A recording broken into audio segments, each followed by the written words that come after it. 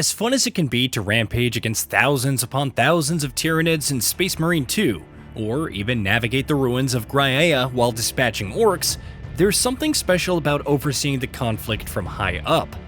Relic Entertainment's Warhammer 40,000 Dawn of War series has always hit different in that regard. Sure, several fans appreciated the more focused squad-like approach of the second game.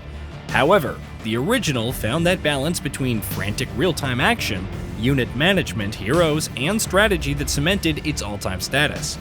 And to think it was developed by just 30 people in over a year. Without devotion, we are nothing.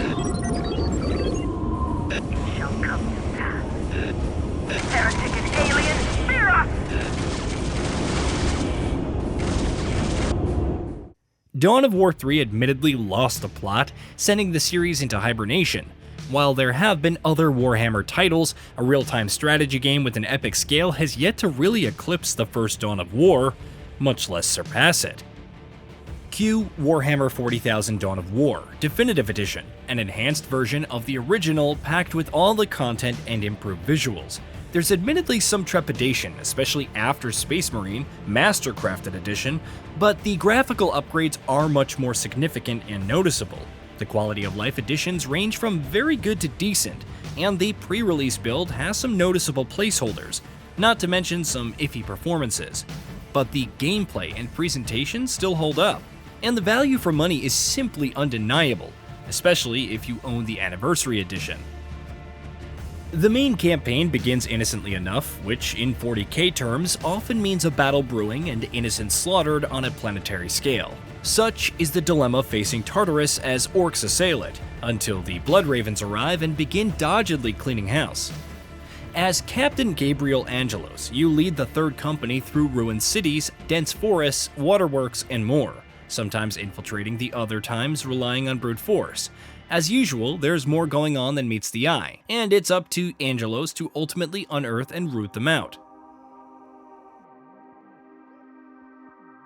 Compared to the more realistic faces of the Space Marine series, Dawn of War's characters look cartoonish, but it adds to the charm and never diminishes the atmosphere.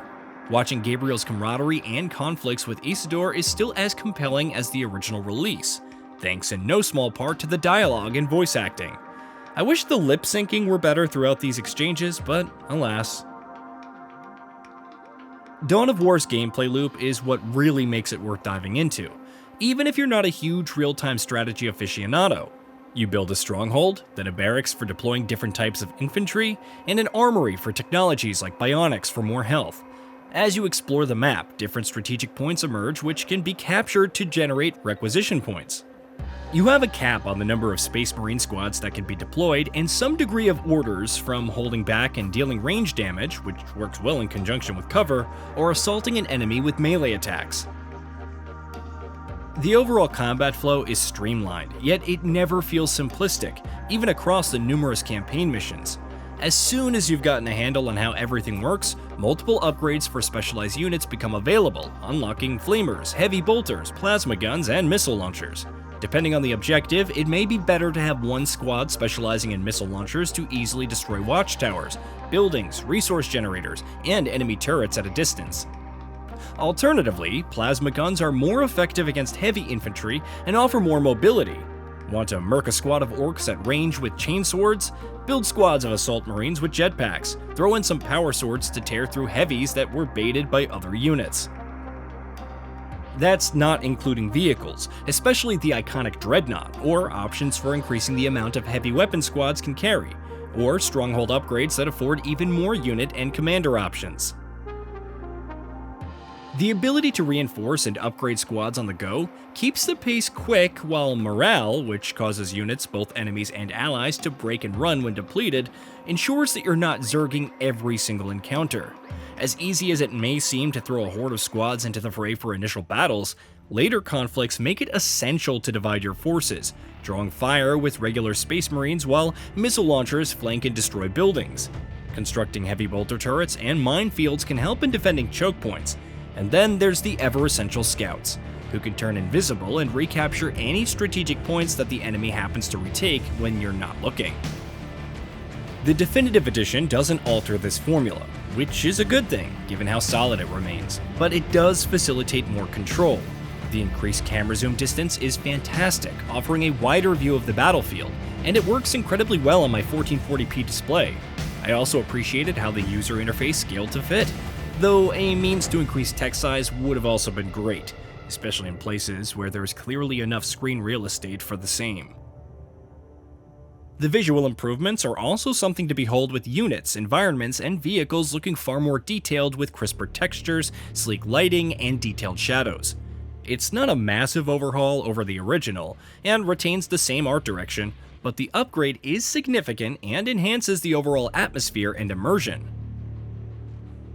Granted, even with dozens of units running around and fights occasionally breaking out, I saw some performance drops, even after dialing several settings down to medium. Again, this is a pre-release build, but I would think that an 11th gen Core i5, 32GB of RAM, and an RTX 4060 would be able to handle it.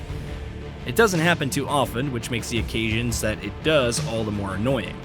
Maybe I'm expecting too much, but considering the fidelity on display, I would think my hardware is capable enough. As noted earlier, there were some placeholder elements. Bad effects popped up in a purple box on occasion, but the overall polish is solid. Pathfinding still has some quirks, especially when units occasionally take the long way or end up caught on each other in some instances. Having more options to distinguish between squads, especially from high up, would have also been appreciated.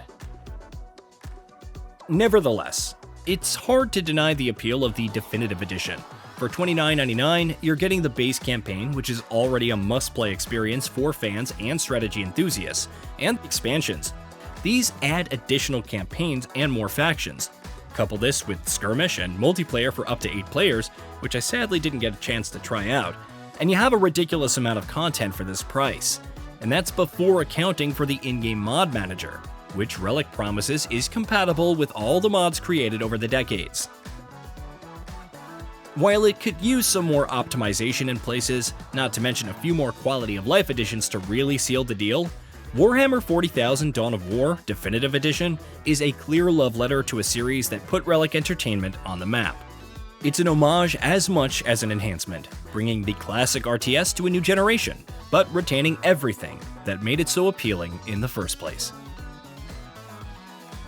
Hey, did you know that we at Gaming Bolt upload new videos every day? Stick around, drop a like, subscribe, and hit that bell. And let us know what kind of content you'd like to see in the future with a comment below.